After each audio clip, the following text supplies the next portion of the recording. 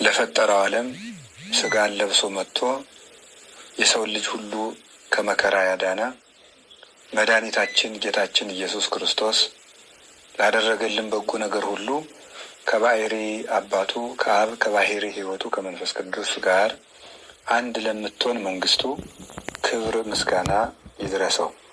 የእናታችን የቅድስት ድንግል ማርያም የቅዱስ መስቀሉ የቅዱሳን መላእክት የቅዱሳን ነቢያት የቅዱሳን ሐዋርያት የቅዱሳን ሰማዕታት ጻድቃን ረድኤታቸው በረከታቸው አማላጅነታቸው ሁሉ በሁላችን ጸንቶ ይኖር። በሀገራችን በኢትዮጵያ በመላው ዓለም ያላችሁ ኦርቶዶክሳውያን ጌታችን መድኃኒታችን ኢየሱስ ክርስቶስ አንድ አካል አንድ ባሕሪ ነው ብላችሁ የምታምኑ በአንድነት በሦስትነት ባለች ምስጢር ሃይማኖት ጸንታችሁ የምትኖሩ ምእመናን አንድ አምላክ በሚሆን በአብ በወልድ በመንፈስ ቅዱስ ስም እንደምን ሰነበታችሁ? ቸርነት ገንዘቡ የሆነ ፈጣሪያችን ለስከዚህ ሰዓት ስላደረሰን ስሙ የተመሰገነ ይሁን። ዛሬ እንደ እግዚአብሔር ፈቃድ ወዶና ፈቅዶ በሰጠን ሰዓት ተገናኝተናል። ሁላችሁም ለጌታችን ለመድኃኒታችን ለኢየሱስ ክርስቶስ ለሕማማት በዓል እንኳን በሰላም አደረሳችሁ። እግዚአብሔር ወዶ ከዚህ አድርሶናል። ይህች ሳምንት የተቀደሰችና ልዩ ሳምንታችን ናት። እግዚአብሔር ለሰው ልጆች የመጨረሻ ስጦታ ያለውን ስጦታ የሰጠበት ሳምንት ነው። እግዚአብሔር አብ አንድ ልጁ ለመስዋዕት ለሕማም ለሞት ተላልፎ ተሰጥቶ ቤዛ ሆኖ ዓለምን እንዲዋጅ የፈቀደበት እግዚአብሔር መንፈስ ቅዱስም በእግዚአብሔር አብ ፈቃድ አንድ ሆኖ የባሕሪ ቃሉ የሚሆን ወልድ ስጋን ለብሶ እንዲታመም መከራ እንዲቀበል የሰው ልጆችን ሁሉ እንዲያድን የፈቀደበት እግዚአብሔር ወልድ ራሱን አሳልፎ በመስጠት ቸር እረኛ ለበጎቹ ራሱን አሳልፎ ይሰጣል እንዳለ በጎ እረኛችን ጌታችን ኢየሱስ ክርስቶስ ራሱን አሳልፎ የሰጠበት የመጨረሻው ውድ የስጦታ ሳምንት ነው። በዚህ ሳምንት አሁን እንደተናገርነው የመጨረሻው የፍቅር ዋጋም የተገለጠበት ነው። የዮሐንስ ወንጌል ምዕራፍ 3 ከቁጥር 16 እንደምንመለከተው እስመ ከመዝ አፍቀሮ እግዚአብሔር ለዓለም፣ እግዚአብሔር ይህንን ዓለም እንዲሁ ወዶታል። እስመ ወልዶ ዋሕደ መጠወ ወወሀበ ቤዛ ለኩሉ ከመ ኩሉ ዘየአምን ቦቱ ይሕየው ወኢይትሐጐል። እግዚአብሔር አንድ ልጁን ለዓለም ቤዛ አድርጎ እስከ መስጠት ድረስ ይህንን ዓለም እንዲሁ ወዶታል ይላል። ስጦታ የፍቅር መገለጫ ነው። የሰው ልጅ ከልቡ የወደደውን ሰው ልቡን አውጥቶ መስጠት ስለማይችል የልቡ ውክልና የሚሆን ስጦታን በቁሳቁስ በስጦታ በልብስ በምግብ በሌላውም በኩል ያስተላልፋል። አካሉን ግን የሚሰጥ አይገኝም። ያንንም ቢሆን የምናደርገው ለወደድነው ነው፣ ለጠላነው አናደርግም። ቅዱስ ጳውሎስም ይናገራል፣ ለወዳጁስ እንኳ ቢሆን የሚሞት ይገኛልን ብሏል። ሮሜ ምዕራፍ 5 ላይ ለወዳጅ እንኳን የሚሞት አይገኝም። እሱ ግን ጠላቶቹ ሆነን ሳለን ሞተልን። እግዚአብሔር ደግሞ አንድ ልጁን ብዙ ልጅ ኑሮት አንድ ልጁን የሰጠን አይደለም። ተቀዳሚ ተከታይ የሌለው አንድያ ልጁን በመስጠት ዓለምን እንደወደደ ገለጠ። እንዘ ጸሩን ይህን እግዚአብሔር ተሳለን በሞተ ወልዱ ሮሜ 5:10 ላይ እንደገለጠው የእግዚአብሔር ጠላቶቹ ሆነን ሳለን እግዚአብሔር በልጁ ሞት ይቅር አለን፣ ታረቀን ይላል። ይህ እግዚአብሔር የሰጠን ውድ ስጦታችን ነው።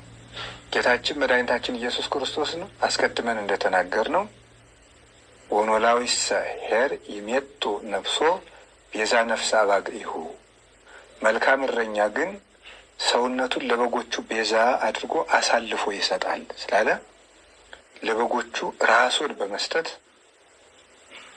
እንደወደደን በዚህ ታወቀ ማለት ነው። ፍቅርም እንደዚህ ነው። ከዚህ የበለጠን ፍቅር የለም ራስን ከመስጠት በላይ። አባት ልጁን ቢወደው እንጀራ ቆርሶ ያጎርሰዋል፣ ከልብሱ ቀዶ ያለብሰዋል፣ ርስቱን ያወርሰዋል። የገዛ ስጋውን ግን አያበላውም፣ አያጠጣውም፣ አይደረግምም። እንደዚህም ሊሆን አይችልም።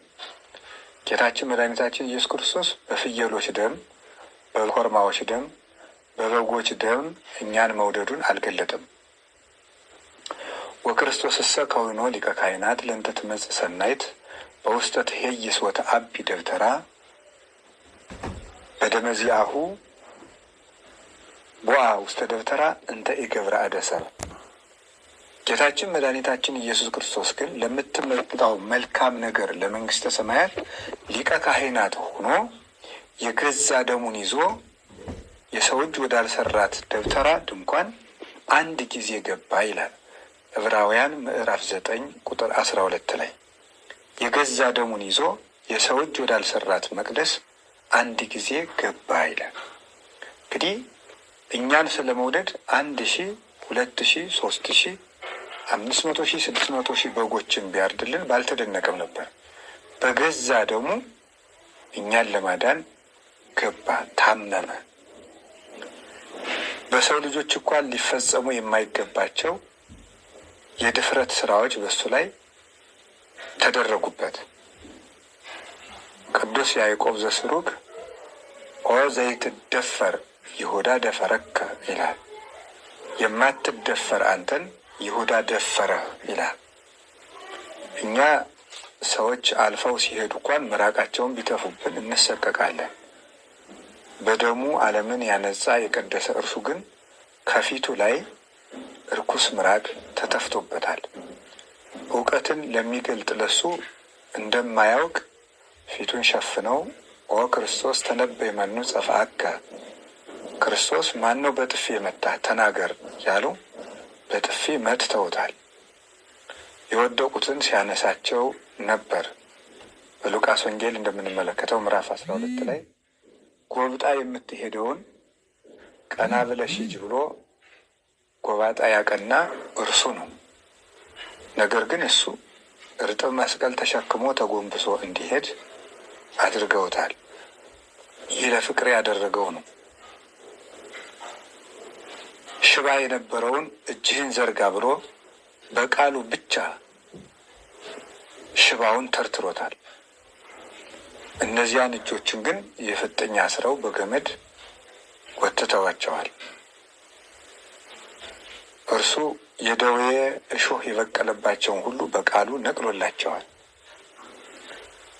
የ4 ቀን ሬሳ አልዓዛርን በቃሉ ብቻ ቀስቅሶ አውጥቶታል። ብላቴናይቱን በቃሉ ተነሽ ብሎ አስነስቷታል። ጉልማሳውን በቃሉ አስነስቷል። ባሕርን በቃሉ ገስጿል። አጋንንት ይንቀጠቀጡለትና ይፈሩት ነበር። የማቴዎስ ወንጌል ምዕራፍ 8 ቁጥር 31 ላይ እንኳን ወደ እሱ ሊቀርቡ በአሳማ ለመሰማራት እንኳን ከሱ አስፈቅደው ነበር የተሰማሩት። እንዲህ የሚያደርግ እርሱ ይህን ሁሉ መከራ የተቀበለው ለሰው ልጅ ያለውን ፍቅር ሲያሳየን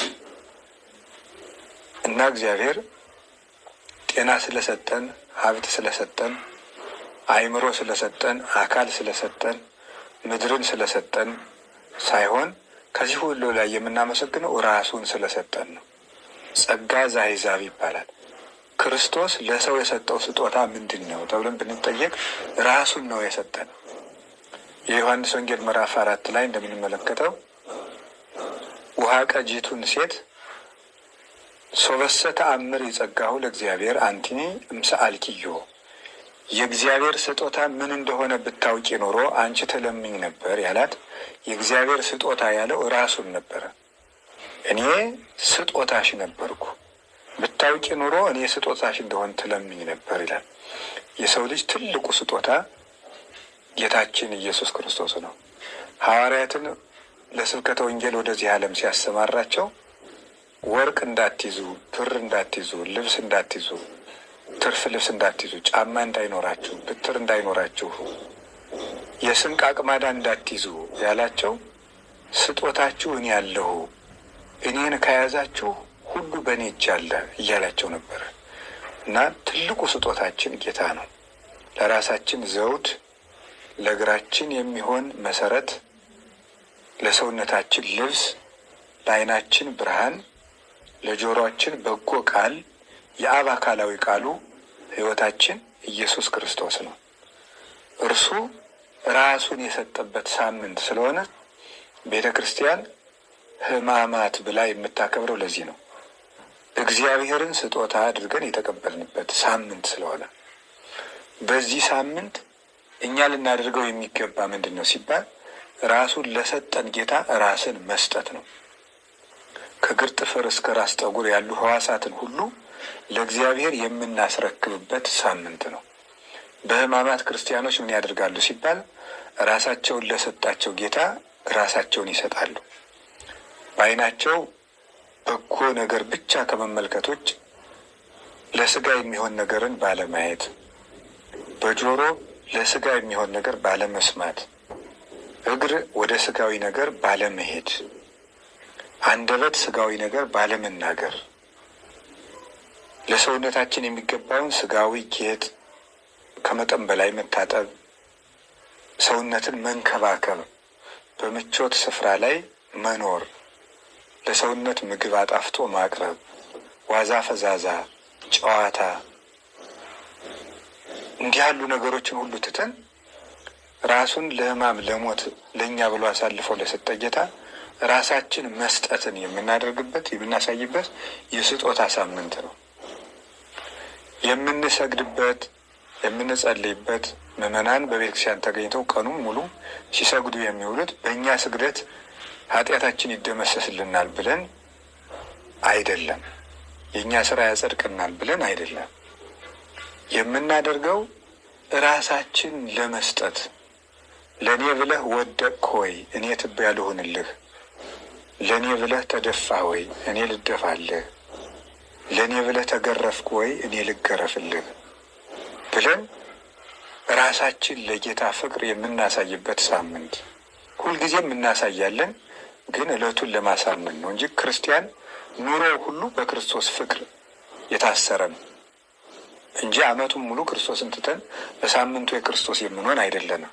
ይበልጥ ደግሞ በዓል ወስነን የምናሳይበት የምንገልጥበት ያቺ ቀን የማትረሳ መሆኗን የምናሳይበት ጊዜ ነው ማለት ነው። በዚህ ሳምንት ባልና ሚስት አብረው አይተኙም፣ የጣፈጠ ምግብ አይበላም፣ ቢቻል የጨው ቂጣ ባይቻልም ሰው ሁሉ እንዳቅሙ ጥሩ ውሃ ብቻ በመጠጣት ወይን የሚያሰክር መጠጥ ጣፋጭ መጠጥ ባለመጠጣት፣ ምቹ ቦታ ላይ ባለመተኛት፣ ስጋዊ ጨዋታዎችን ቀልዶችን ሁሉ በማስወገድ ዘፈን፣ ጨዋታ፣ ድልቂያ፣ ተድላ ደስታ። በሕማማት የተደሰተ ሰው በትንሣኤ ሊያለቅስ ይገባዋል ይላሉ 318ቱ ሊቃውንት በፍትሐ ነገሥት ሲናገሩ። ድግስ የለም በዚህ ሳምንት። ይህን ሁሉ አስበን ከጌታ ጋር የምንታመምበት ሳምንት ነው። ከክርስቶስ ጋር የታመመ ሰው ከክርስቶስ ጋር ይነሳልና። እነዚህ ሕማማትም ለእኛ ክብሮቻችን ናቸው። ቅዱስ ዮሐንስ አፈወርቅ እንደተናገረ ይትባረክ እግዚአብሔር ዘሰመየ ሕማማተ ወልዱ ክብረ ወስብሐተ። የልጁን ሕመም ለእኛ ክብር ያደረገ እግዚአብሔር ይመስገን ይላል። የልጁን ሕማም መከራ ለእኛ ክብር ያደረገ እግዚአብሔር ይመስገን። እነዚህ ሕማማት ለእኛ ፈውስና መድኃኒት ናቸው። ወተወክፈ ሕማማተ እንተምሉ መድኃኒተ። ቴዎዶሲዎስ የሚባል ሊቅ ሲናገር በሃይማኖተ አበው ድህነትን የተመላ ሕማምን ተቀበለ ይላል። ድህነትን የተመላ ሕማምን ተቀበለ። በተቀበላቸው ሕማማት ውስጥ ድህነት አለ፣ የሰው ልጅ መዳን አለ። ሲታሰር ከታሰርንበት ቁራኝነት እርግማን ፈቶናል። ቤዛ ሆኖናል። ሲከሰስ 5500 ዘመን የነበረብንን የዕዳ ደብዳቤ እና ክስ ደምስሶልናል። ወደምሰሰ መጽሐፈ ዕዳነ የዕዳ መጽሐፋችንን ደመሰሰ ብሎ ቅዱስ ጳውሎስ በቆላሲስ መልእክቱ እንደተናገረ ደብዳቤያችንን አጥፍቷል። የአይሁድን ግርማ ወይም የሚያስፈራ የሚደነፋ ፊት በማየቱ የአጋንንትን ፊት ላየንበት ዓይናችን ቤዛ ሆኖልናል። የአይሁድን ይሰቀል ይሰቀል የሚል ድምፅ ስለሰማው ጆሮ የአጋንንትን ማስፈራራት የሰማንበትን ያንን ድምፅ ቤዛ ሆኖልናል። እሱ ስለተገረፈ በሕማም 5500 ዘመን በሞት የተገረፍነውን ግርፋታችንን አርቋል። ስለ መራቆቱ ከጸጋ ተገፈን የነበርነውን ወደ ጸጋ መልሶ የተጠመቃችሁ ሁሉ ክርስቶስን ለብሳችሁታል እንዳለ ቅዱስ ጳውሎስ በጥምቀት እሱን ለመልበስ አብቅቶናል። በመራቡ ምክንያት ቅዱስ ሥጋውን ክቡር ደሙን አጥግቦናል። ተጠምቶ ሐሞት እንደጠጣ ለእኛ መራራ ሞትን አርቆልናል። ስለተቸነከረ ተቸንክረንበት የነበረውን የሞትን ችንካር የሞትን መውጊያ ሰብሮልናል። ሞት ሆይ መውጊያ ወዴት አለ ያለው ቅዱስ ጳውሎስ ለዚህ ነው። የእሾህ አክሊል በመድፋቱ አዳም ሆይ መሬት ካንተ የተነሳ የተረገመች ትሁን፣ እሾህና አሜከላ ይብቀልብህ ተብሎ ተረግሞ ነበረ። መሬት የተባለ ሰውነታችን ነው። እሾህ የተባለ በእኛ ላይ የሰለጠነብን ኃጢአት ነው። በራሱ ላይ የእሾህ አክሊል በመድፋቱ ጌታ መድኃኔዓለም ኢየሱስ ክርስቶስ በእኛ ላይ የነበረውን እሾህ ነቃቅሎ ያጠፋ ዘንድ የኃጢአትን ስልጣንም ድል ይነሳ ዘንድ የእሾህ አክሊል ደፍቶልናል። በመሰቀሉ ሞትን ሰቅሎታል፣ ቸንክሮታል፣ ድል ነስቶታል፣ ጥልን አጥፍቷል። በምድርና በሰማያት በአባቱና በእኛ በራሱ በእኛ በመንፈስ ቅዱስና በእኛ በሰውና በመላእክት የነበረውን በሕዝብና በአሕዛብ የነበረውን የጥል ግድግዳ አፍርሶ እርቅን ሰጥቷል። ውእቱ ሰላምነ ወነሰተ አረፍተ ማእከል። እሱ በመካከላችን የነበረውን የጥል ግድግዳ አፍርሷል፣ ሰላማችን ነውና ይላል ቅዱስ ጳውሎስ ኤፌሶን ምዕራፍ 2 ቁጥር 14 ላይ ሲናገር። ስለዚህ ሰላም የሰጠን መድኃኔዓለም የእሱን ሕማም የምናስብበት ጊዜ ነው። ስለዚህ በዚህ ሳምንት ቤተ ክርስቲያን በመሄድ ግብረ ሕማማትን በማዳመጥ ስግደት በመስገድ ስጋዊ ፍቶቶቻችንን በማረም ከጌታ ጋር የምንሰነበትበት ሳምንት ነው። ዛሬ እንደ እግዚአብሔር ፈቃድ የጌታችን የመድኃኒታችን የኢየሱስ ክርስቶስን በመስቀል ላይ የተናገረቸውን 7ቱን ቃላት እንመለከታለን። በዚህ ከሰኞ ጀምሮ እስከ አርብ ድረስ በዕለተ አርብ የተናገራቸውን 7ቱን ቃላት እያሰብን እንሰነበታለን። 7ቱ የጌታ ቃላት በመስቀል ላይ የተናገራቸው ምን ምን ናቸው? ዛሬ የምንመለከተው ይሆናል። እግዚአብሔር ከሁላችን ጋር ይሁን። የመጀመሪያው ቃል በሉቃስ ወንጌል ምዕራፍ 23 ላይ የምናገኘው ኃይለ ቃል ነው። ይኸውም አባ ስራይ ሎሙ እስመ